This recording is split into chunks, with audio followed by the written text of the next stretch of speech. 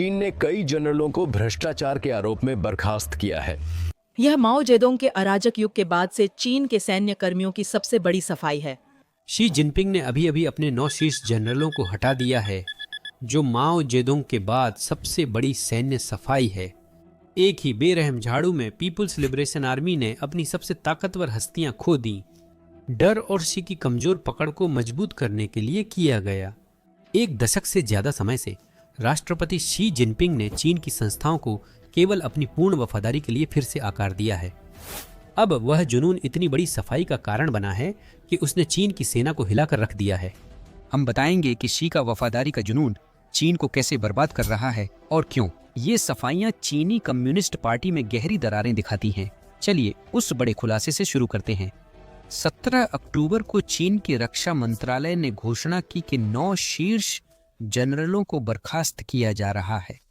सूची में शीर्ष पर जनरल हे वेडोंग थे, जो सेंट्रल मिलिट्री कमीशन के उपाध्यक्ष और शी जिनपिंग व पीएलए पर नियंत्रण के बीच खड़े 2 लोगों में एक थे। उन्हें बिना किसी चेतावनी के हटा दिया गया, जो शी जिनपिंग द्वारा एक संदेश देने के लिए उठाया गया एक साहसिक कदम था। उनके हटने पर शी जिनपिंग को बिना विरोध के सत्ता मिली और उनकी ताकत बढ़ गई। कई वरिष्ठ कमांडरों को भी तेजी से एक के बाद एक हटाया गया। ये लोग कोई पृष्ठभूमि के व्यक्ति नहीं थे, ये चीन की सेना के प्रमुख व्यक्ति थे। ये वही लोग थे जो रॉकेट फोर्स, नौसेना, जमीनी सेना और पीपुल्स आर्म्ड पुलिस की निगरानी करते थे। मिलकर उन्होंने चीन की सैन्य ताकत बनाई थी और शी ने उसे तोड़ दिया। बस ऐसे ही। यह सिर्फ पेड़ की छंटाई नहीं थी, उन्होंने तो सीधे तने को ही काट दिया। अगले कुछ मिनटों में हम इन उच्च पदस्थ जनरलों और इन्हें खतरा माने जाने के कारण जानेंगे। फिलहाल आपको मुझे बताने की भी जरूरत नहीं है कि इस तरह की कार्रवाई सामान्य नहीं है। सच कहूं तो यह अभूतपूर्व है। राष्ट्र की सबसे संवेदनशील शाखाओं, जिनमें परमाणु शस्त्रागार भी शामिल है, से एक साथ इतने शीर्ष जनरलों को हटाना देश के केंद्र में संकट का संकेत देता है। इनके पास लॉन्च कोड्स, युद्ध योजनाएं और सुरक्षा नियंत्रण था। फिर भी शी ने उन्हें एक दोपहर में हटा दिया। उनका अचानक गायब होना भ्रष्टाचार से कहीं ज्यादा खतरनाक चीज दिखाता है। यह डर और घबराहट दिखाता है। चाहे चीनी कम्युनिस्ट पार्टी इसे कैसे भी पेश करे, यह केवल अनुशासनात्मक कार्रवाई नहीं है। यह कदम दिखाता है कि शी अब अपनी शीर्ष नेतृत्व की वफादारी को लेकर आश्वस्त नहीं है। जब नेता अपने रक्षकों से डरने लगे तो सिस्टम खुद टूटने लगता है। यही है शक्तिशाली सीसीपी की वर्तमान स्थिति। लेकिन शी अपने जनरलों की वफादारी को लेकर इतने चिंतित क्यों हैं?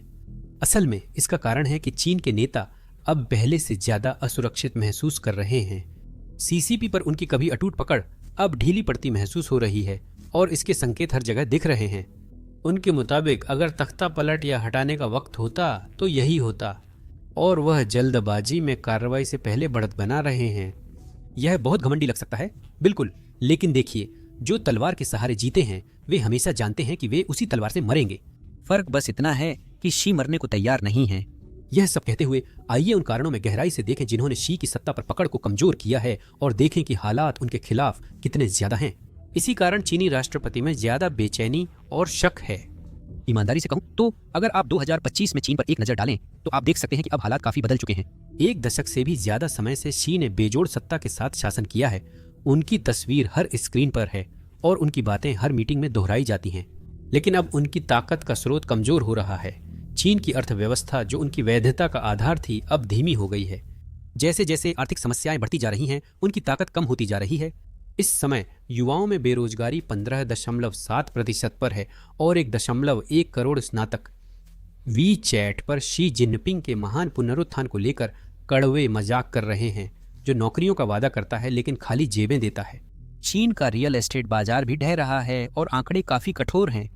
नई घरों की कीमतें एक साल में सबसे तेज गिरी, जिससे उपभोक्ताओं का विश्वास और घरेलू खर्च घटा। एवरग्रैंड कंट्री गार्डन जैसे बड़े डेवलपर्स भारी कर्ज में हैं। एवरग्रैंड की देनदारियां $300 बिलियन से ज्यादा और लाखों यूनिट्स अधूरी हैं। देश भर में अनुमानित 70 मिलियन खाली अपार्टमेंट हैं, जिनमें से कई आधे बने हुए हैं, और ये शहर अब भूतिया नगरों जैसे दिखने लगे हैं। स्थानीय सरकारें, जो अपनी आय के लिए जमीन की बिक्री पर बहुत हद तक निर्भर हैं, बजट की कमी का सामना कर रही हैं और प्रमुख क्षेत्रों में निर्माण कार्य ठप हो गया है। शी जिनपिंग के लिए, जिन्होंने राष्ट्रीय गर्व को रियल एस्टेट की वृद्धि से जोड़ा था, यह गिरावट आर्थिक ही नहीं राजनीतिक भी है। यह स्थिरता के वादे को कमजोर करता है, उनके ऊपर से नीचे तक के नियंत्रण की सीमाओं को उजागर करता है और ऐसे समय में जनता की नाराजगी को बढ़ाता है जब वे इसे सबसे कम झेल सकते हैं। रियल एस्टेट को चीन की ताकत का प्रतीक समझा जाता था। अब यह इस बात की स्पष्ट याद दिलाता है कि जब भरोसा कम हो जाता है और व्यवस्थाएं डगमगाने लगती हैं तो चीजें कितनी जल्दी बिखर सकती हैं। कम्युनिस्ट पार्टी में वफादारी का समीकरण बदल रहा है। शी ने प्रतिद्वंद्वियों को कुचला, लेकिन अब नया तनाव उभर रहा है। गुआंगडोंग 21 ट्रिलियन डॉलर की अर्थव्यवस्था में अधिकारी बीजिंग के सख्त निर्देशों को अनदेखा कर स्थानीय व्यापार समझौते कर रहे हैं। इसके अलावा शंघाई गुट के बारे में भी फुसफुसाहटें फैल रही हैं। ये वे अमीर अभिजात्य लोग हैं जिन्होंने कभी शी का समर्थन किया था, लेकिन अब आर्थिक विकास दर में गिरावट के लिए उन्हें दोषी ठहरा रहे हैं। यह खुला विद्रोह नहीं है, लेकिन इतना जरूर है कि इससे शी को पसीना आने लगा है। एक ऐसे व्यक्ति के लिए जो पूरी तरह नियंत्रण की मांग करता है, यहाँ तक कि शांत विरोध भी पीठ में छुरा घोंपने जैसा लगता है। वैश्विक मंच मदद नहीं कर रहा, क्योंकि शी की ताकतवर नेता की छवि फीकी पड़ रही है। अमेरिकी प्रतिबंधों के चलते 30 चीनी टेक कंपनियों को चिप्स और एआई टूल्स की आपूर्ति बंद है, जिससे ड्रोन निर्यात 22% गिरा और अरबों डॉलर का नुकसान हुआ। दक्षिण चीन सागर में जापान और ऑस्ट्रेलिया संयुक्त नौसैनिक अभ्यास कर रहे हैं। उनके युद्धपोत चीन के दावों का मजाक उड़ा रहे हैं, जबकि शी की नौसेना अनुमोदन के इंतजार में हिचकिचा रही है। मजाक उड़ाना और चिढ़ाना अब घर में भी हो रहा है। सड़कों का माहौल भी शांत नहीं रहा। हैनान में हजारों फैक्ट्री मजदूर छंटनी झेल रहे हैं क्योंकि अनुबंध समाप्त हो रहे हैं। एक मजदूर ने तो शी का पोस्टर तक जला दिया, जिसका वीडियो इंटरनेट पर आग की तरह फैल गया। यूनिवर्सिटी कैंपसों में छात्र शी के विचारों की कक्षाओं से दूर हो रहे हैं। बीजिंग में उपस्थिति करीब 1/3 रह गई है। सिर्फ सड़कों से नहीं, विदेशी निवेश भी 2 दशकों में सबसे निचले स्तर पर है। तटीय प्रांतों में अधिकारी इस्तीफा दे रहे हैं और सियाचांग की सैन्य छावनियों में अनुशासन की समस्याएं हैं। शी के डर, नारे और सफाई जैसे हथियार पहले जैसे असरदार नहीं रहे। जो सिस्टम उन्होंने अपने आदेशों का पालन कराने के लिए बनाया था, वह अब हिचकिचा रहा है, सवाल कर रहा है और कुछ जगहों पर विरोध भी कर रहा है। यह अव्यवस्था एक नया अनुभव है जो पहले अकल्पनीय था। कुछ साल पहले तक शी जिनपिंग चीन के राजनीतिक मंच पर निर्विवाद रूप से छाए हुए थे। उनका चाइना ड्रीम देश पर छा गया था और पार्टी ने उन्हें अनिश्चित काल तक शासन देने के लिए नियम बदले। 2017 में विदेशी राजनयिकों में सम्राट शी की चर्चा फुसफुसाहटों में थी। घर में अधिकारी भाषण याद करने की होड़ में थे। टेक प्लेटफॉर्म्स मामूली आलोचना भी सेंसर कर रहे थे। अब जो हो रहा है वो पहले से बहुत अलग था। डर सिर्फ माहौल में नहीं, संस्थागत रूप से भी था। उस समय अर्थव्यवस्था तेजी से बढ़ रही थी। चीन की फैक्ट्रियां तेज थीं, टेक दिग्गज बढ़ रहे थे और बेल्ट एंड रोड इनिशिएटिव व्यापार मार्ग बदल रहा था। शी का सत्ता पर पकड़ सिर्फ निगरानी या नारों के बारे में नहीं थी, बल्कि नतीजों के बारे में थी। बढ़ती आय, समृद्ध शहर और राष्ट्रीय गर्व ने उनके शासन को जरूरी बना दिया था। लेकिन अब वह चमक टूट रही है। वही केंद्रीकृत नियंत्रण जो कभी ताकत दिखाता था, अब कमजोर नजर आ रहा है। शी की छाया में पली युवाओं की पीढ़ी अब ध्यान नहीं दे रही। वे पार्टी प्रचार नजरअंदाज करते, राज्य के नारों का मजाक उड़ाते, मीम्स डालते और देश सेवा की बजाय विदेश जाने का सपना देखते हैं। ये वे संकेत हैं जो शी देख रहे हैं, उनके कमजोर होते शासन के संकेत। और जब हालात इतने तनावपूर्ण हैं और उनकी सत्ता चारों ओर से खतरे में है, तो शी ने अपना ध्यान उस असली हथियार की ओर लगाया है जिसका इस्तेमाल उनके खिलाफ किया जा सकता है अगर हालात बिगड़ते हैं, यानी सेना। पीपुल्स लिबरेशन आर्मी को शी अपने सबसे मजबूत प्रतिद्वंद्वी और सबसे बड़ी विपक्ष मानते हैं। यह सफाई का मतलब है कि वह विरोध रोककर घर को व्यवस्थित करने का समय पा सकते हैं। यही सोच थी जिसने 9 शीर्ष जनरलों को बर्खास्त करने के लिए प्रेरित किया, जिनमें उनके अपने दूसरे नंबर के कमांडर और वफादार जनरल हे वेडोंग और निदेशक मिया हुआ भी शामिल थे। पीएलए के सबसे ताकतवर लोगों में एक। यह पूरी तरह समझने के लिए कि उन्होंने अचानक सेना की सफाई क्यों शुरू की, हमें पीएलए पर नियंत्रण पाने के लिए उनके दशकों पुराने मिशन को समझना होगा। जब आप एक कदम पीछे हटकर इसे एक व्यापक दृष्टिकोण से देखते हैं, यह पीपुल्स लिबरेशन आर्मी और देश को सिर्फ उन्हीं के प्रति जवाबदेह बनाने की सोच समझकर बनाई गई योजना का एक ताजा कदम है। 2012 में सत्ता संभालने पर शी का मुख्य लक्ष्य था कि कम्युनिस्ट पार्टी चीन की सेना पर नियंत्रण रखे। उनका मानना था कि सेना का नेतृत्व करने वाला देश को नियंत्रित करता है, वह माओ जेडोंग की बात दोहराते पार्टी बंदूक का आदेश देती है। शी के लिए यह सिर्फ इतिहास से लिया गया एक उदाहरण नहीं है, बल्कि यह उनके शासन की नींव है। उनका मानना है कि पार्टी सेना पर नियंत्रण खोए तो सब कुछ खो सकती है, इसलिए यह उनकी हमेशा प्राथमिकता रही है। देखिए, पीएलए आम राष्ट्रीय सेना नहीं है, यह जनता या राज्य की भी नहीं है। हर सैनिक, जनरल और विभाग पार्टी को जवाबदेह हैं, जिसकी कमान शी के पास है। सिद्धांत रूप में इसका मतलब था कि सेना को पूरी तरह से उनका आदेश मानना चाहिए, लेकिन असलियत में मामला इससे कहीं ज्यादा उलझा हुआ था। उस समय पीएलए अमीर, ताकतवर और आजाद हो गई थी। उसका प्रभावशाली नेटवर्क और काम करने का तरीका पार्टी नेताओं को असहज करता था। चीन की तेज आर्थिक वृद्धि और सैन्य आधुनिकीकरण ने अधिकारियों को ज्यादा आजादी दे दी थी। इसी वजह से कुछ लोगों ने ऐसी ताकत बनानी शुरू कर दी जो पार्टी पर निर्भर नहीं थी। एक ऐसे नेता के लिए जो सत्ता को केंद्रीकृत करने पर ध्यान दे रहा था, अधिकारियों से वह स्वतंत्रता एक खतरा थी। शी जिनपिंग को हु जिनताओ से एक ऐसी सेना विरासत में मिली जो कागजों पर मजबूत थी पर वफादारी में बंटी थी। कई वरिष्ठ अधिकारी अपनी पदवी शू सियाई हाओ और हो बा स्यांग को देते थे, जो शी जिनपिंग से पहले केंद्रीय सैन्य आयोग के उपाध्यक्ष रह चुके थे। इन लोगों ने ऐसे नेटवर्क बनाए जहां तरक्की कौशल के बजाय खरीदी या एहसानों से मिलती थी। शी ने इसे गंभीर समस्या माना। वफादारी पार्टी से व्यक्तियों की ओर जा रही थी जो उनके विश्वास के खिलाफ था। शी के लिए वह एक टाइम बम था। उन्होंने सोवियत संघ का अध्ययन कर निष्कर्ष निकाला कि सेना पर नियंत्रण खोना राज्य खोने जैसा है। वह इतिहास को खुद को दोहराने देने वाले नहीं थे। इस विश्वास से लैस होकर शी ने पहले दिन से ही सेना को अपनी सर्वोच्च प्राथमिकता बना लिया।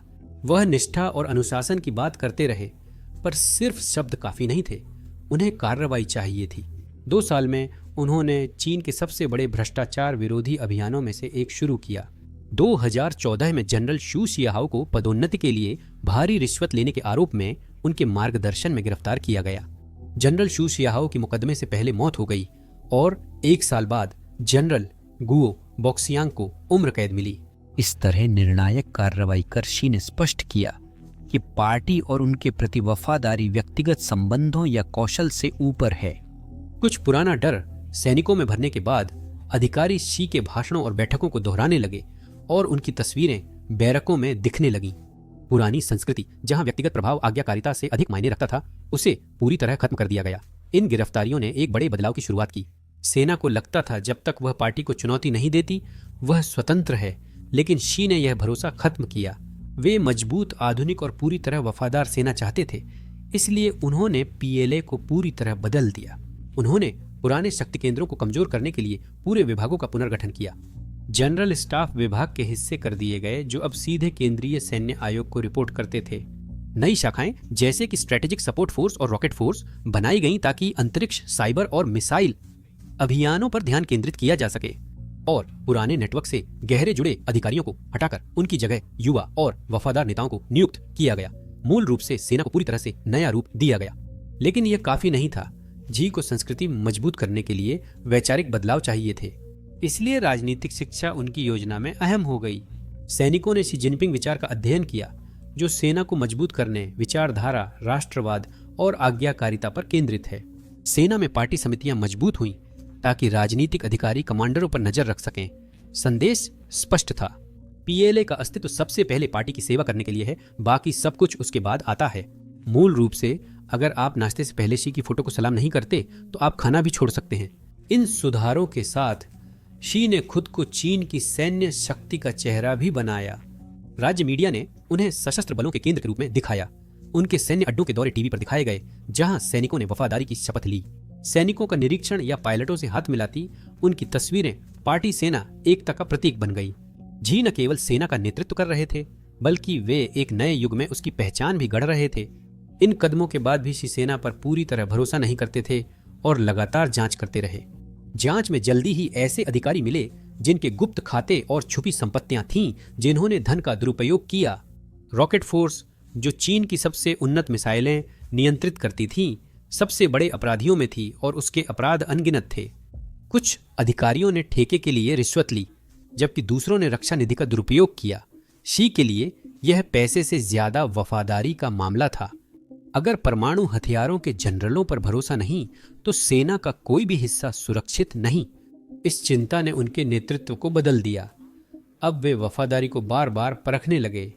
नई निरीक्षण टीमें बनी, राजनीतिक कमिश्नरों को ज्यादा शक्ति मिली और अधिकारी लगातार निगरानी में काम करने लगे। यहां तक कि छोटी छोटी गलतियों को भी अविश्वास के संकेत के रूप में देखा जा सकता था। शी के अपने पागलपन भरे जीवन के अनुभवों ने इस दृष्टिकोण को आकार दिया। माओ के दौर में झी के पिता को बाहर कर दिया गया था, जिससे झी ने सीखा कि राजनीति में भरोसा नाजुक होता है। इसीलिए उन्होंने सीखा कि सच्चा वफादार सिपाही वही है जिसकी गर्दन पर आपका पैर हो। इसलिए उन्होंने नियंत्रण रखने की कोशिश की और 2020 के मध्य तक शी के पास लगभग पूरा नियंत्रण था। उस समय तक उन्होंने कम से कम 78 वरिष्ठ पीएलए अधिकारियों को, जो 2 स्टार रैंक या उससे ऊपर के थे, हटा दिया था, और इसमें केंद्रीय सैन्य आयोग के सदस्य भी शामिल हैं। वह लोगों को न भूलने देने के लिए चीजों को नियमित रूप से बदलते रहते थे। जुलाई 2023 में उन्होंने नया सफाई अभियान शुरू किया। रॉकेट फोर्स के प्रमुख जनरल ली वूचाओ और उनके राजनीतिक कमिश्नर शियू चोंगबो को वित्तीय कुप्रबंधन के आरोपों में चुपचाप पद से हटा दिया गया। अफवाह थी कि 15 अरब डॉलर गलत खर्च हुए और मिसाइल में नकली पुर्जे लगे। रिपोर्ट्स में बताया गया कि कुछ वॉरहेड्स में ईंधन की जगह सिलिकॉन था। उसी साल रक्षा मंत्री ली शेंगफू भी उपकरण खरीद से जुड़े ऐसे ही घोटालों के बाद गायब हो गए थे। शी का समाधान यही था, ऐसे बाहरी लोग नियुक्त करना जो लाइन से बाहर न जाएं। वह यह संकेत दे रहे थे कि वफादारी कौशल से ज्यादा मायने रखती है। यह सब तब हुआ जब शी को कोई खास खतरा भी महसूस नहीं हो रहा था। तो अब जब उनकी पकड़ कमजोर हो रही है, आप अंदाजा लगा सकते हैं कि वह इसे फिर से मजबूत करने का कितना दबाव महसूस कर रहे हैं। और यही हमें हाल की इस सफाई तक ले आता है। 17 अक्टूबर को चीनी नेतृत्व ने बड़ा बदलाव घोषित किया। सेना के 9 शीर्ष अधिकारियों को अचानक हटाया गया और उन पर गंभीर अपराधों के आरोप लगे, जिससे पार्टी से निष्कासन तय हो गया। यह सिर्फ भ्रष्टाचार के खिलाफ कार्रवाई नहीं, बल्कि सिर कलम करना था। आइए देखें वे लोग कौन थे, उनके पास कितनी ताकत थी और शी ने क्यों तय किया कि उन्हें हटाना जरूरी है। पहले और सबसे चौंकाने वाले थे जनरल हुई वेइडोंग। वे केंद्रीय सैन्य आयोग के उपाध्यक्ष थे, पोलित ब्यूरो के सदस्य थे और वायु, समुद्र और भूमि पर संयुक्त अभियानों के समन्वय के लिए जिम्मेदार व्यक्ति थे। वे सिर्फ जनरल नहीं, शी के संचालनिक जुड़वां और चीनी सेना के दूसरे सबसे शक्तिशाली व्यक्ति थे। उनके नेतृत्व में पूर्वी और दक्षिणी थिएटरों में 5 लाख से अधिक सैनिक ताइवान और दक्षिण चीन सागर जैसे संवेदनशील क्षेत्रों में तैनात थे। उनका असर पदोन्नतियों पर भी था, जिससे वे वफादार अधिकारियों का नेटवर्क बना सकते थे। शी के लिए इस तरह की पहुंच बहुत ज्यादा महत्वाकांक्षा जैसी लगती थी। इससे जनरल एक ऐसा प्रतिद्वंद्वी भी बन गया था जिसे दूसरे लोग समर्थन दे सकते थे। इसलिए हुई वेइडोंग को पूरी तरह से हटा दिया गया। उनके जाने के बाद सेना ने उसी रात अपने अभियानों के शीर्ष समन्वयक को खो दिया। लेकिन शी ने अपने करीबी प्रतिद्वंद्वी को भी हटा दिया। फिर एडमिरल मियाओ हुआ की बारी आई। पीएलए के शीर्ष राजनीतिक कमिश्नर के रूप में उनका मुख्य काम पार्टी को प्राथमिकता देना था। पनडुब्बी चालकों से फाइटर पायलटों तक मियाओ बल की वैचारिक धड़कन नियंत्रित करते थे। उन्होंने सभी शाखाओं में पदोन्नति और निष्ठा के मानक बनाए। इस तरह की शक्ति केवल अनुशासन लागू नहीं करती, बल्कि प्रभाव भी पैदा करती है।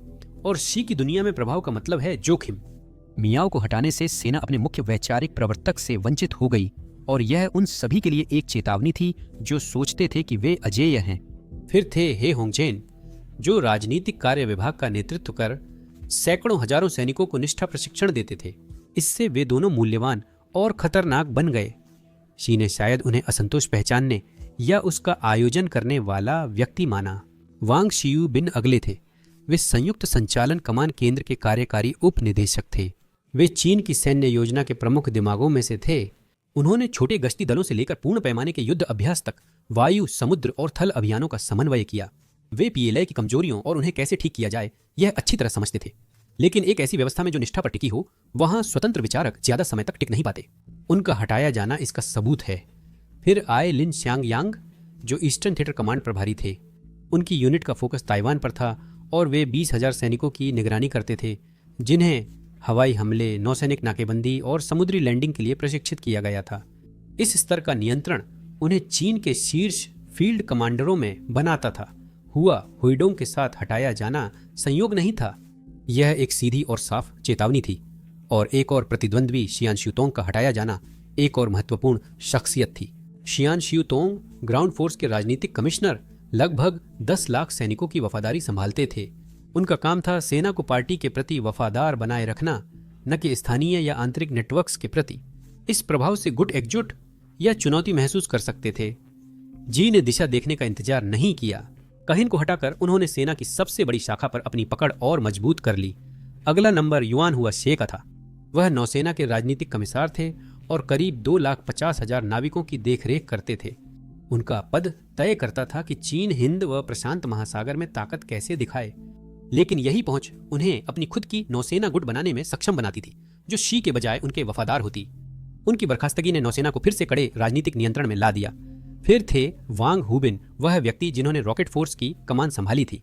उन्होंने चीन के सैन्य शस्त्रागार की निगरानी की, जिसमें 1000 से ज्यादा परमाणु हथियार थे। इससे वे देश के सबसे प्रभावशाली लोगों में शामिल हो गए। लेकिन उस शक्ति के साथ खतरा भी था। शी यह बर्दाश्त नहीं कर सकते थे कि परमाणु हथियारों पर नियंत्रण रखने वाला कोई भी व्यक्ति जरा भी अविश्वसनीय दिखे।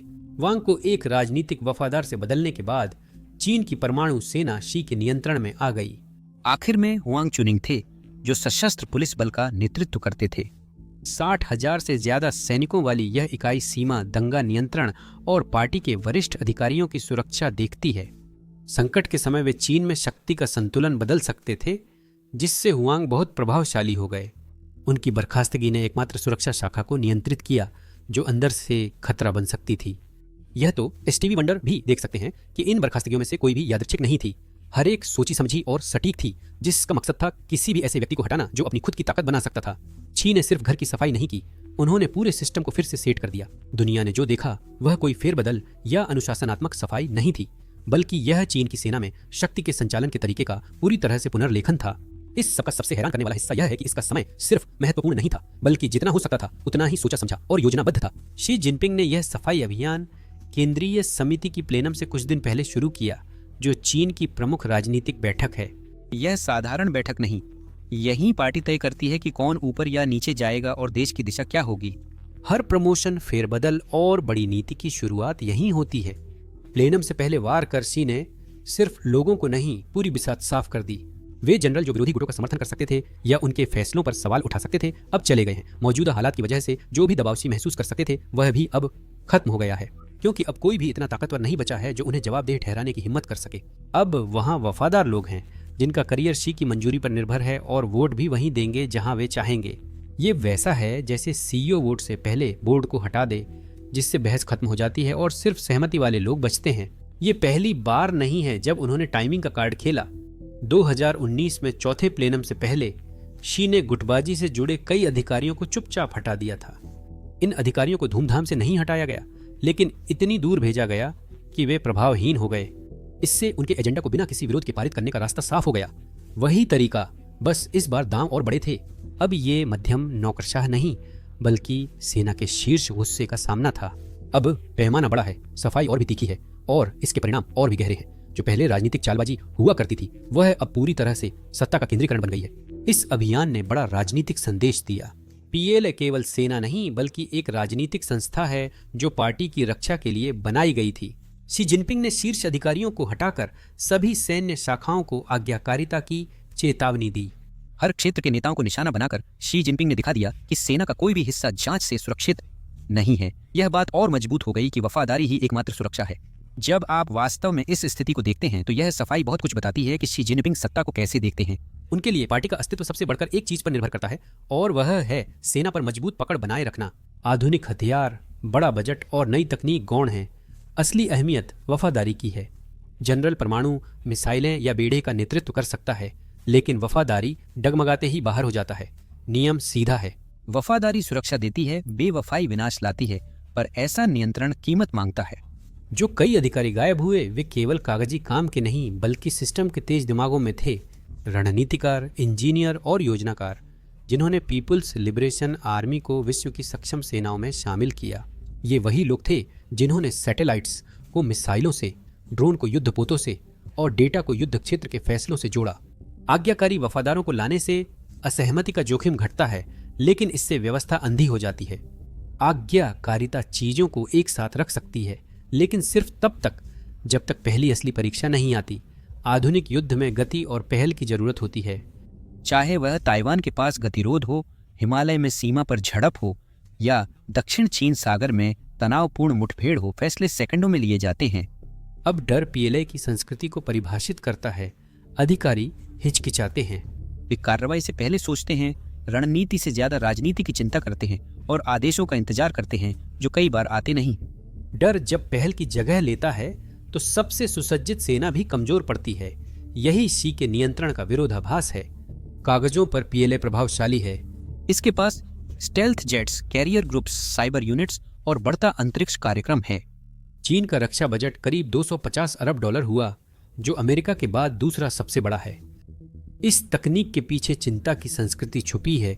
इतिहास में यह पहले भी हो चुका है। 1930 के दशक में स्टालिन की सफाई ने सोवियत अधिकारियों को बर्बाद किया, जिससे रेड आर्मी जर्मनी के आक्रमण के लिए तैयार नहीं थी। शी का अभियान उस स्तर का नहीं, पर इसके प्रभाव समान है। धीमा नवाचार, सतर्क नेतृत्व और आदेश मिलने पर ही सक्रिय कमांड संरचना। इसका असर युद्ध क्षेत्र से बाहर भी दिखता है। रक्षा परियोजनाएं तब रुक जाती हैं जब महत्वपूर्ण लोग गायब हो जाते हैं। महत्वाकांक्षी अधिकारी यह सीखते हैं कि चुप रहना प्रतिभा दिखाने से ज्यादा सुरक्षित है। यह संदेश हर स्तर तक फैल जाता है। अलग मत दिखो, सवाल मत करो और बिल्कुल भी ज्यादा आत्मविश्वासी मत दिखो। यह संस्कृति शी की सत्ता बनाए रखती है, पर लचीलापन खो देती है। असली संकट में ऐसी कठोरता खतरनाक हो सकती है। और सच कहें तो यह कोई ऐसी साफ सुथरी प्रक्रिया नहीं है जहां सब अचानक से लाइन में आ जाते हैं सिर्फ इसीलिए क्योंकि बॉस ने कह दिया। पीएलए के अंदर नाराजगी शायद अब भी बनी हुई है। हु वेइदोंग जैसे जनरल अकेले नहीं बढ़े। उन्होंने वफादार अधिकारियों और सहायकों का नेटवर्क बनाया। उनके गायब होने पर अनुयायी भी वैसे ही नहीं गायब होते। कुछ लोग आदेशों में देरी या रिपोर्टों में हेरफेर कर अपनी सुरक्षा करते हैं। अब यह मामूली लग सकता है, लेकिन ऐसे पर्याप्त कार्य पूरी सैन्य मशीन को जाम कर सकते हैं। कुछ लोग बड़ा जोखिम उठाते हैं, जैसे मिसाइल सिस्टम तक पहुंच रखने वाला गैर वफादार कर्नल भी अफरा तफरी मचा सकता है। शी जिनपिंग यह जानते हैं, इसलिए बैरकों में निगरानी अब सबसे ऊंचे स्तर पर है। कैमरे, मेस हॉल, सुबह की शपथ, 24 घंटे डिजिटल निगरानी सब है, पर डर दोधारी तलवार है। जो सैनिक दिन में शी जिनपिंग को सलाम करते हैं, रात में उन्हें कोस सकते हैं। जितना ज्यादा वह सफाया करते हैं, उतना ही ज्यादा वह वफादारों को चुपचाप संदेह करने वालों में बदलने का जोखिम उठाते हैं। ये बिल्कुल गुब्बारे को दबाने जैसा है। आप कुछ समय तक आकार नियंत्रित कर सकते हैं, लेकिन ज्यादा दबाव पर वह फट जाएगा। चीन के पास अब भी विश्व की अग्रणी सेनाएं हैं। शी की संस्कृति में मौलिकता से अधिक आज्ञाकारिता, साहस से ज्यादा सतर्कता और कौशल से ज्यादा अस्तित्व को महत्व मिलता है। यह पार्टी की पकड़ मजबूत कर सकता है, पर आधुनिक युद्ध की जरूरी चिंगारी खत्म कर देता है। ऊपर की सतह हिलते ही झटके बेस और कमांड पोस्ट तक पहुंचते हैं। सैनिक हर शब्द और इशारे को तौलना सीखते हैं। काबिलियत सम्मान दिलाती है, वफादारी जिंदा रखती है।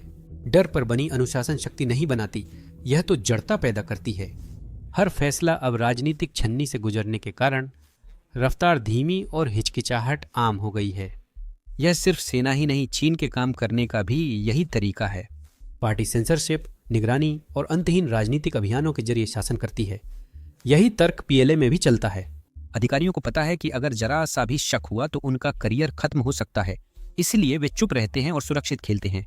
सिर्फ सुरक्षित खेलना जीत नहीं दिलाता। जीत वही पाते हैं जो तेजी से कार्रवाई और दबाव में खुद को ढालते हैं। आज की पीएलए में यहां तक कि साधारण फील्ड फैसलों के लिए भी ऊपर से मंजूरी लेनी पड़ती है। समस्याओं की रिपोर्ट करना भी खतरनाक लगता है। चिंताएं उठाना तो जैसे आत्महत्या करने जैसा लगता है। नतीजा ये है कि हमारे पास एक ऐसी सेना बचती है जो परेड में तो शानदार दिखती है, लेकिन जब गोलियां चलती हैं तो हिचकिचाती है। खतरा साफ है। ताइवान झलड़मरू मध्य में अचानक झड़प होने पर तुरंत फैसला लेना जरूरी होगा। अगर कमांडर झिझक गए तो एक छोटी सी घटना बहुत बड़ी समस्या बन सकती है। अगर उन्हें चलाने वाले लोग उन्हें निर्णायक रूप से इस्तेमाल करने से डरते हैं तो हाईटेक हथियारों का कोई मतलब नहीं रह जाता। शी की नेतृत्व शैली इस खतरे को और बढ़ा देती है। उनकी छवि हर छोटी बात में दखल देने और ऐसे छने हुए रिपोर्ट्स पर निर्भर रहने की है जो उन्हें वही बताती हैं जो वे सुनना चाहते हैं। अधीनस्थ लोग खुद को बचाने को समस्याएं छुपाते हैं, जिससे हकीकत बदलकर अंत में अपने बोझ से ढह जाती है। शी जिनपिंग की व्यवस्था में वफादारी काबिलियत से ऊपर है। तरक्की उन्हें मिलती है जो नारे दोहराते हैं, न कि उन्हें जो मैदान में सबसे अच्छा प्रदर्शन करते हैं। अधिकारी रणनीतिक नहीं बल्कि राजनीतिक तरीके से काम करते हैं। वे सफलता नहीं बल्कि अपने अस्तित्व पर ध्यान देते हैं। समय के साथ यह सोच बदल गई है। पीएलए यह अब सिर्फ सैन्य बल नहीं बल्कि राजनीतिक साधन बन गया है। हथियार आधुनिक हैं पर सोच धीमी है। रणनीति विचारधारा के आगे झुकती है और पहल धीरे धीरे समाप्त हो जाती है। इतिहास इसका परिणाम पहले दिखा चुका है। माओ के दौर में निष्ठा कौशल से ज्यादा अहम थी, जिसके नतीजे विनाशकारी थे। शी का मॉडल भी उसी पैटर्न का अनुसरण करता है, बस इसे आधुनिक युग के लिए सजाया गया है। पीएलए ताकतवर दिखती है, लेकिन उसकी ताकत नाजुक है। शुद्धिकरण से मनोबल गिरता है, महत्वाकांक्षा सिमटती है, रचनात्मकता मरती है और डर फैलता है। युवा अधिकारियों ने जल्दी समझ लिया कि पहले वफादारी फिर क्षमता मायने रखती है। अब पहल की बजाय अध्ययन सत्र होते हैं। यह विदेशी पर्यवेक्षकों ने भी महसूस किया। तेज शुद्धिकरण, अचानक पदोन्नतियां, यांत्रिक समानता, ये आत्मविश्वास नहीं, तनाव के संकेत हैं। बाहर से चीन की सेना अजेय दिखती है, अंदर से यह डर पर चल रही है। अक्टूबर 2025 की शुद्धिकरण सच्चाई को नजरअंदाज करना मुश्किल कर देती है। वफादारी पीएलए की सबसे बड़ी ताकत भी बन गई है और उसकी सबसे बड़ी कमजोरी भी। कौशल तभी मायने रखता है जब वह पार्टी की सेवा करे। हर मिशन, पदोन्नति और कमांड का निर्णय निष्ठा पर होता है। चीन की सेना बाहर से मजबूत है, लेकिन अंदरूनी रूप से डर के कारण जुड़ी है। इस सफाई अभियान ने अंतर्राष्ट्रीय स्तर पर चीन की नियंत्रण और आत्मविश्वास की छवि कमजोर कर दी। बीजिंग ने खुद को लंबे समय से स्थिरता के किले के रूप में पेश किया है, एक ऐसा भरोसेमंद दिग्गज जो अपने घर को व्यवस्थित रखता है जबकि बाकी दुनिया डगमगाती रहती है। लेकिन जब शीर्ष जनरल बिना किसी स्पष्टीकरण के गायब होने लगते हैं तो वह भ्रम टूटने लगता है। विदेशी सरकारें असहज सवाल पूछने लगती हैं। अगर शी अपने ही जनरलों पर भरोसा नहीं कर सकते तो उनके अधीन व्यवस्था कितनी मजबूत है? परमाणु रणनीति कौन देख रहा है? ताइवान ऑपरेशंस किसके अधीन है? अगर वॉशिंगटन या टोक्यो में संकट हो तो फोन कौन उठाएगा? तनावपूर्ण क्षेत्र में चुप्पी ताकत नहीं बल्कि गलत आकलन का कारण है। ताइवान और दक्षिण कोरिया इसे करीब से देख रहे हैं, जैसे बाज तूफान का इंतजार करते हैं। ताइवान के लिए यह निजी मामला है। यह द्वीप चीन से 100 मील दूर है और पीएलए के युद्धाभ्यास व रोज जेट घुसपैठ के दबाव में रहता है। हाल ही में हटाए गए ईस्टर्न थिएटर कमांडर लिन शियांगयांग ने कई अभियानों का नेतृत्व किया था। उनकी अचानक बर्खास्तगी गंभीर सवाल उठाती है। क्या शिडेक किसी और बड़े कदम की तैयारी में है या पीएलए इतनी हिल चुकी है कि फैसला नहीं ले पा रही? ताइपे इंतजार नहीं कर रहा है। 2025 में ताइपे ने रक्षा बजट 8% बढ़ाकर लगभग $20 अरब किया और मिसाइल, ड्रोन, साइबर रक्षा में भारी निवेश किया। अधिकारियों को यहाँ दोनों अवसर और जोखिम नजर आते हैं। एक विचलित पीएलए गलती कर सकता है, लेकिन ताइवान जलडम भूमध्य पर एक गलत कदम तनावपूर्ण गश्त को एक गंभीर संकट में बदल सकता है। दक्षिण कोरिया पर भी इसका असर है।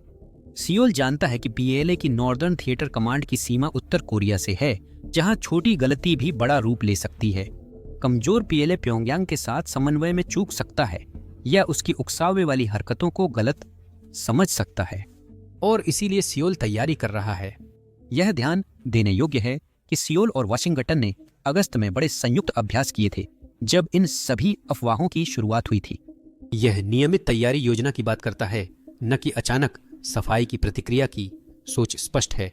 अगर पड़ोसी अपने पहरेदार कुत्ते इधर उधर करें तो अपनी बाड़ मजबूत रखना जरूरी है, और ये सिर्फ सेना तक सीमित नहीं। निवेशक, राजनयिक और वैश्विक कंपनियां अपने जोखिम मॉडल फिर से समायोजित कर रही हैं।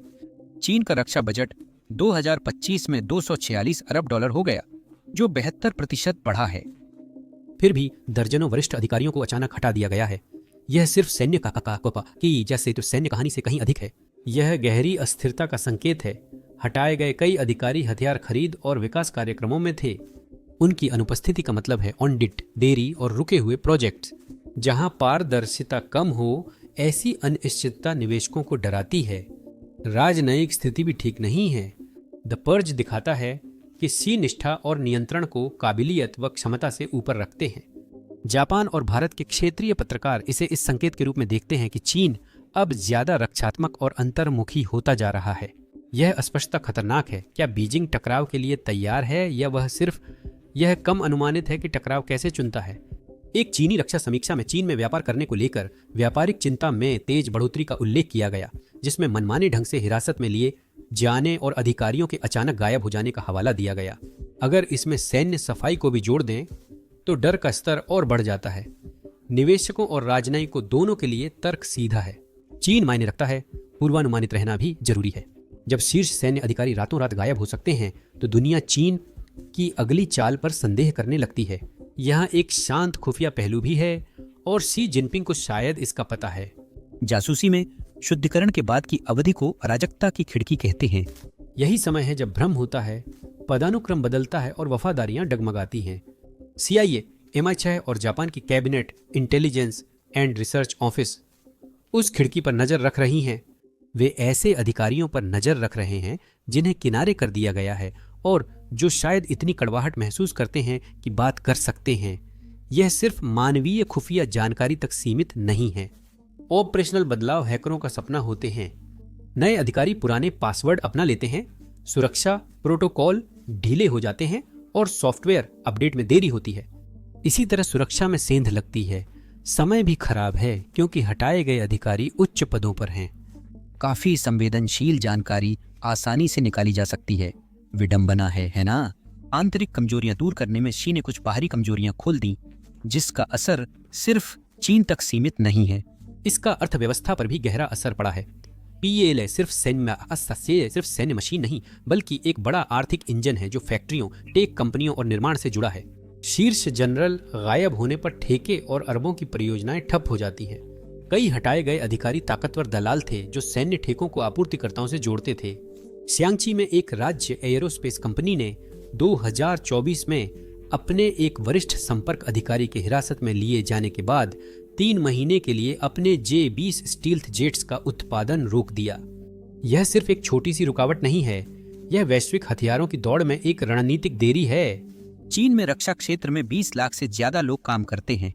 जब रॉकेट फोर्स की सफाई पहले हुई थी तो इसने लगभग 1.5 अरब डॉलर की गलत तरीके से इस्तेमाल की गई धनराशि को उजागर किया था। China aerospace science and technology corporation और चाइना नॉर्थ इंडस्ट्रीज ग्रुप के शेयर एक हफ्ते में 8-12% गिरे। रिपोर्ट के अनुसार सिचुआन और श्यांची में करीब 50,000 मजदूरों की नौकरियां चली गईं। सैन्य ड्रोन और AI प्रोग्राम्स से जुड़ी नागरिक टेक कंपनियों को भी करीब 4 अरब डॉलर के सालाना निर्यात में देरी हुई। एक ऐसी अर्थव्यवस्था के लिए जो पहले से ही कई समस्याओं से जूझ रही है, यह सुधार नहीं है, यह खुद को दी गई तकलीफ है। टेक्नोलॉजी की दौड़ को भी झटका लगता है। चीन और अमेरिका AI व बिना चालक युद्ध में बराबर हैं। बीजिंग ने पिछले साल सैन्य ड्रोन पर करीब 10 अरब डॉलर खर्च किए। लेकिन जब उन कार्यक्रमों के जनरल हट जाते हैं तो फंडिंग रुक जाती है और लैब्स शांत हो जाती हैं। जैसे अपडेट के बीच प्लग खींचना, लगभग सब कुछ रुक जाता है। लेकिन शी के लिए ये सफाई सिर्फ भ्रष्टाचार या आधुनिकीकरण नहीं बल्कि विरासत और अस्तित्व से जुड़ी है। 2018 में कार्यकाल सीमा हटाने के बाद से वे हर अहम फैसले के केंद्र में हैं। राष्ट्र के पुनर्जागरण की उनकी सोच मजबूत संस्थाओं पर नहीं बल्कि उनकी व्यक्तिगत सत्ता पर निर्भर करती है। सेना, जिसकी पहुंच और प्रतिष्ठा अधिक है, उनकी हमेशा सबसे बड़ी चिंता रही है। शी ने सोवियत संघ के पतन का अध्ययन किया और मानते हैं कि सेना व सत्ता पर नियंत्रण खोना ही मास्को के पतन का कारण था। अब डर नीति बन गया है। हर महत्वाकांक्षी अधिकारी प्रतिद्वंद्वी लगता है, हर फुसफुसाहट साजिश जैसी। दिलचस्प बात यह है कि माओ जेडोंग से तुलना करना मुश्किल है। दोनों ने संस्थाओं पर भरोसा नहीं किया, व्यक्तित्व पूजा बढ़ाई और वफादारी के लिए सफाई अभियान चलाया। लेकिन जहां माओ का अराजकता चीन की सीमाओं के भीतर ही रही, शी की नीतियां वैश्विक बाजारों में हलचल मचा देती हैं। उन्हें विदेशों में शांत दिखना पड़ता है जबकि देश में अपनी पकड़ मजबूत करनी होती है और यह संतुलन बनाना अब और भी मुश्किल होता जा रहा है। दीर्घकालिक प्रभाव पहले से ही दिखाई देने लगे हैं। PLA के अगली पीढ़ी के नेता पूरी तरह से शी के शासन में ढले हैं।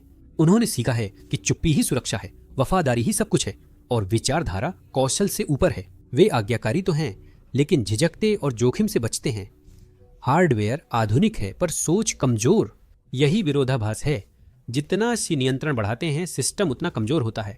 हर सफाई प्रतिद्वंद्वी के साथ विश्वास, अनुभव और पहल भी खत्म कर देती है। डर आज्ञाकारिता लाता है पर रचनात्मकता मारता है। समय के साथ पूरी संरचना सिकुड़ती है और आखिर में एक आदमी पर टिकती है। यह स्थिरता नहीं बल्कि नाजुकता है। वर्दी में माओ के बाद शी जिनपिंग सबसे शक्तिशाली चीनी नेता हैं, लेकिन शक्ति की चाह खत्म नहीं होती बल्कि और बढ़ती है। यह सफाया आज उसकी पकड़ को मजबूत कर सकता है, लेकिन यह उन्हीं लोगों के बीच नाराजगी भी पैदा करता है जिन पर वह निर्भर है।